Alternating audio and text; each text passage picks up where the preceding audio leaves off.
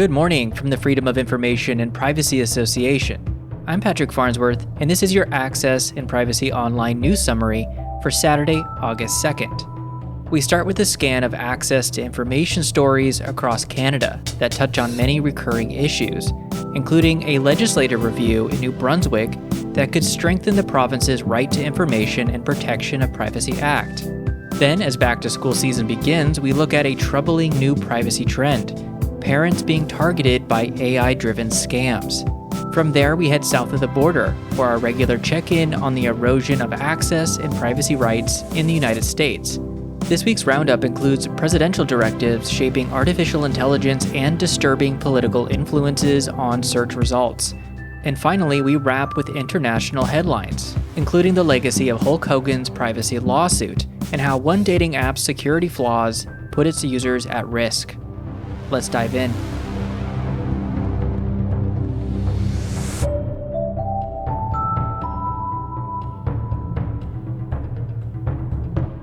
We begin in New Brunswick, where the province is launching a legislative review that advocates hope will strengthen its weak Right to Information and Protection of Privacy Act. Critics have long noted the law requires an overhaul, so this review offers a rare opportunity for meaningful reform. FIPA's leading and trailing analysis of Canadian access to information law has New Brunswick leading in one area of legislative comparison with a strong complaint mechanism that provides broad language, enabling complaints to ensure the personal information held by public bodies is complete and accurate. More broadly, last year's Center for Law and Democracy review ranked New Brunswick's Freedom to Information system as one of the two worst in Canada, along with Alberta's. Be sure to check out the show notes for links to FIPA's interprovincial legislative comparisons across Canada. Meanwhile, in documents revealed through Access to Information, Canada's Auditor General is planning to release the results of audit next spring, looking at how federal departments hire and promote public servants with disabilities. The most recent employment equity report for the public service says that since March 2020, the number of people with disabilities has increased steadily in the core public service. As of 2024, 21,089 people with disabilities were working in the federal public service, up from 17,410 in 2023, 14,573 in 2022, and 12,893 in 2021. It's a step toward accountability and employment equity, but also a reminder of the value of information access in tracking inclusion and progress. In Manitoba, results of a government poll obtained through Freedom of Information have revealed that residents rank healthcare, crime, and immigration as their top concerns. That's not unusual, but the release of such polling data through access requests highlights the value of transparency in understanding government priorities. Regarding the concerns over crimes, a political analyst said high-profile crimes and media coverage of justice issues play a role. Manitoba also traditionally has among the highest rates of violent crime in the country, as measured by Statistics Canada. Despite that, Manitoba's Crime Severity Index dropped slightly from 2023 to 2024, the first drop since 2020.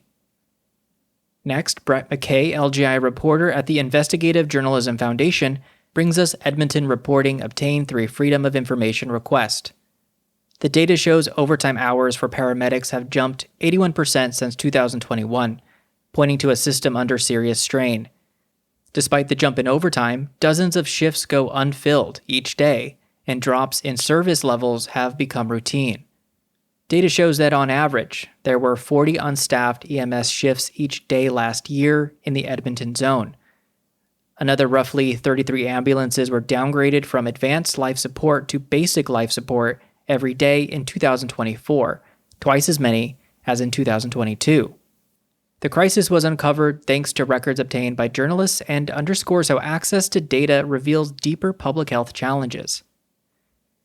Staying in Alberta, Sharon J. Riley at the Narwhal brings us a report about another financial burden that has come to light, this time $30 million in unpaid land rent from delinquent oil and gas companies. The province picked up the tab for these environmental liabilities, renewing long-standing concerns over transparency and industry accountability. Companies are required to pay rents to landowners for oil and gas activity, whether to drill a well or install another related facility. When they don't pay, landowners can apply to a tribunal to have those rents paid for by the province. This is meant to make sure landowners aren't out of pocket while the government goes after these companies. However, data obtained via a Freedom of Information request shows that less than 0.5% of the total paid out in 2024 was recovered from oil and gas companies. Still in Alberta, Cal Braid, LGI reporter at the Taber Times, reports how MP David Bext is in the news calling for principled and practical interprovincial trade agreements. Bext is also looking at quickening the approval process for projects of national interest. These statements themselves aren't controversial, but the MP is making a point of touting efforts in federal bills C4 and C5 regarding access to records and affordability. It is unsurprising Bext fails to identify that his vote for C4 Part 4 undermines the privacy of his constituents by granting more powers to his party to use their personal information than CSIS. Wrapping up in British Columbia, an LGI report from Amy Romer, LGI reporter at Indigenews, follows the Squamish Nation's failed attempt to stop a controversial flotel. While the legal ruling affirmed Indigenous women's rights and sexual safety in temporary housing, there are some clear issues around the access to information. The judge overseeing the case acknowledged the presence of a largely male construction workforce could potentially increase the risk of gender-based violence in nearby communities. The judge also accepts that this violence risk, although he said it could be open to debate, touches on core guarantees to safety, equality, and protection from discrimination in the Canadian Charter of Rights and Freedoms. The case speaks to both sovereignty and the limitations of privacy protections in complex land and housing disputes. As summer winds down and back-to-school prep ramps up, one new trend is catching privacy advocates off guard. Calgary parents are being targeted by AI-enhanced scams. In Calgary, June saw over $6.5 million in losses due to fraud and scams, with 584 successful incidents reported to the police. Caden Brayshaw, LGI reporter at Livewire Calgary, brings us a report on how fraudsters are using artificial intelligence to spoof children's voices or fabricate urgent messages, highlighting the growing risk families face in the digital world. Kids are also targets, with bad actors playing the long game and posing as friends in video games. Once their credibility is established, they may create a perception of need or harm that requires money to solve. In Nova Scotia, 30 measles cases have emerged in communities with low vaccine coverage. While this may seem like a public health issue, it also raises concerns about misinformation, trust, and the role of data in managing health crises. A spokesperson for Nova Scotia's Department of Health said 78.6% of 2-year-olds were vaccinated with 2 doses against measles, but scientists say that a population needs a vaccination rate of 95% with 2 doses to stop measles from spreading. However, the department says the actual measles vaccination rate in Nova Scotia may be higher because of underreporting. Next, Michael Alexson, LGI reporter at Prince Albert Daily Herald, brings us a report intersecting sexual assault, intimate partner violence, and privacy. Saskatchewan's Prince Albert Sexual Assault Center is sounding the alarm on rising intimate partner violence, citing RCMP statistics. Their concerns connect to broader issues of data collection, gender-based violence, and how privacy intersects with victim safety. Prince Albert has a high domestic homicide rate, but the RCMP knows it has a very low reporting rate, causing concern over resources for intimate partner violence-related crimes. This concern led to funding and the launch of a program back in March of this year. The RCMP also noted that breaches of privacy, which can also be an IPV crime, have been on the rise, with a 60% increase from 2023 to the non-consensual distribution of intimate images involving current or former intimate partners.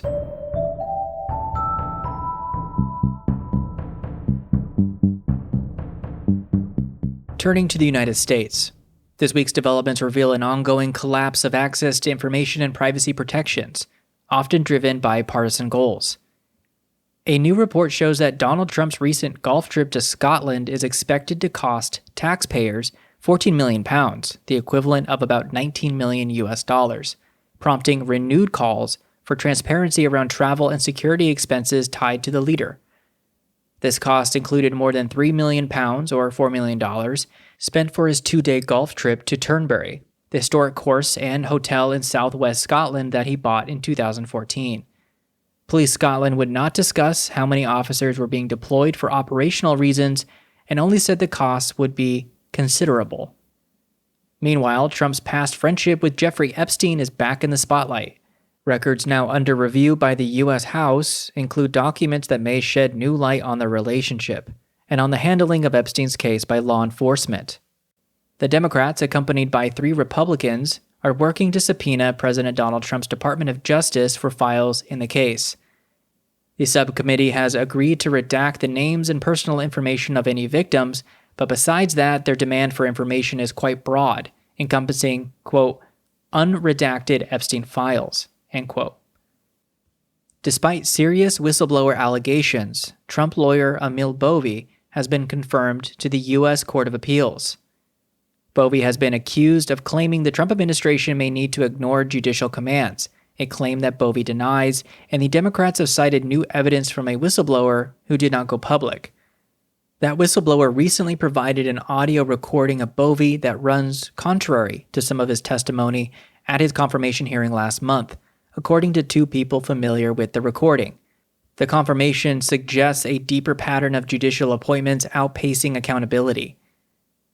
On the health front, the Trump administration is quietly pushing a new private health tracking system in collaboration with big tech. Trump is claiming that this will make it easier to access health records and monitor wellness, and more than 60 companies, including major tech companies like Google, Amazon, and Apple, as well as healthcare giants like United Health Group and CVS Health, have agreed to share patient data in the system. Officials at the Centers for Medicare and Medicaid Services, who will oversee maintaining the system, have said patients will need to opt in for the sharing of their medical records and data, which will be kept secure. However, the weight loss and fitness subscription service Noom, which is signed on to the initiative, will be able to pull medical records after the system's expected launch early next year to possibly develop AI. The lack of transparency, oversight, and consent frameworks raises red flags for health privacy advocates. At the local level, millions of dollars in COVID relief may need to be returned to the U.S. federal government due to poor reporting and missing documentation. Other levels of government had until the end of 2024 to obligate the money for specific projects and were supposed to file either quarterly or annual progress reports, depending on their population and how much money they received. Many governments complied, though around 1,000 mostly smaller governments had failed to file any reports with the Treasury, detailing how they used a total of $139 million, according to an analysis by the U.S. Government Accountability Office. It's another example of how access failures and broken systems erode public trust. We wrap this week with international stories that reflect both legacy and emerging threats in the world of privacy and access. First, the privacy lawsuit brought by wrestling icon Hulk Hogan against Gawker may be nearly a decade old, but its influence lives on. When the media company posted a video of Hogan having sexual relations with his friend's wife, he sued the company and won due to a breach of his privacy. Media watchers say it opened the door for wealthy individuals to use libel and privacy claims to silence journalists, even if the published media is true, with long-term effects on press freedom. A University of Iowa law professor who writes about press freedoms and First Amendment issues said it also emboldened celebrities, politicians, and others in the public spotlight to be more aggressive in suing over unflattering news coverage. In Los Angeles, a proposed ordinance would bar police officers from concealing their identities, part of a growing movement for greater transparency in law enforcement practices. The Board of Supervisors voted 4-0, with one abstention, to direct County Council to draft an ordinance that bars officers, including federal agents, from wearing masks, with limited exceptions such as for medical protection or during undercover operations. Officers would also be required to visibly display identification and agency affiliation while out in public. This move is in response to recent immigration raids, during which some federal agents refused to identify themselves or cover their faces. Meanwhile, the T dating app, designed to help women date more safely, has once again taken its messaging platform offline after a second major security flaw was discovered. The app was designed to let women anonymously ask or warn each other about men they'd encountered, but thousands of selfies and photo IDs of registered users were exposed in a digital security breach. It was then later discovered that it was possible for hackers to access messages between users discussing abortions, cheating partners, and phone numbers. The breach raises questions about app security, personal safety, and the gap between platform promises and actual protections. T said it is working to identify any users whose personal information was involved and will be offering free identity protection services to those individuals. Cyber attacks continue to wreak havoc and take center stage in international conflicts. Russian airline Aeroflot canceled more than 100 flights after a major cyber intrusion. Two hacker groups, one being a Belarusian hacker activist group that opposes Belarusian President Alexander Lukashenko, have claimed responsibility for the attack. And in the United States, insurance provider Alliance Life has confirmed a data breach affecting most of its 1.4 million customers, underscoring that even heavily regulated industries are not immune to cyber risk. Alliance Life said its investigation is ongoing and that the company has begun reaching out to the impacted individuals. It said the incident involves only Alliance Life in the United States, not other Alliance corporate entities. We're going to wrap this week with two troubling stories that intersect in alarming ways and may provide evidence of how the Trump government's influence in big tech is starting to create international proxies to export Trumpist values and American laws into foreign jurisdictions, in this instance, Canada. Trump's executive order to block so-called woke AI in government is already creating ripple effects. Major tech companies are now required to adjust their AI models and search engines to align with Republican values and prove they aren't woke if they wish to sell to the federal government. This has chilling implications for information neutrality, algorithmic bias, and public discourse. This also marks the first time the U.S. government has explicitly tried to shape the ideological behavior of AI. And while the United States continues pushing AI in a politically charged direction, questions about big tech company culture and accountability are also surfacing in Canada.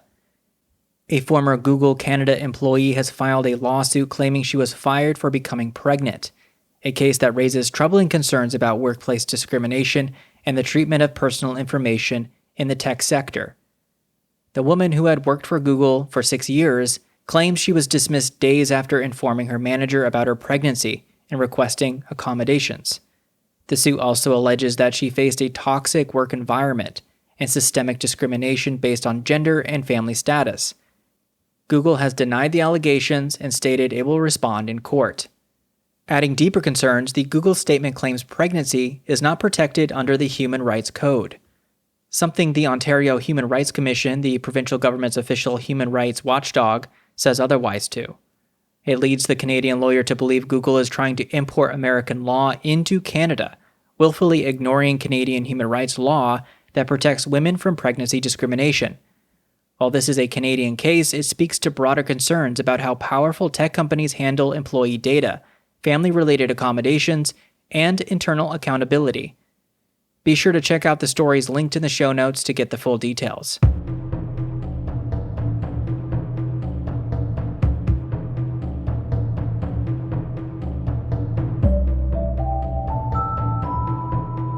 As always, we hope today's stories help you stay informed about the latest issues surrounding privacy, information management, and public transparency.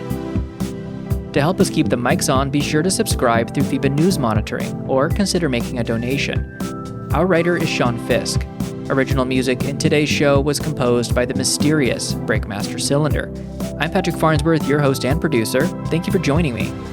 A big FIBA thank you to all the contributors, reporters, and outlets that make this podcast possible, and to you, our listeners, for helping make it a success. Stay safe and stay informed.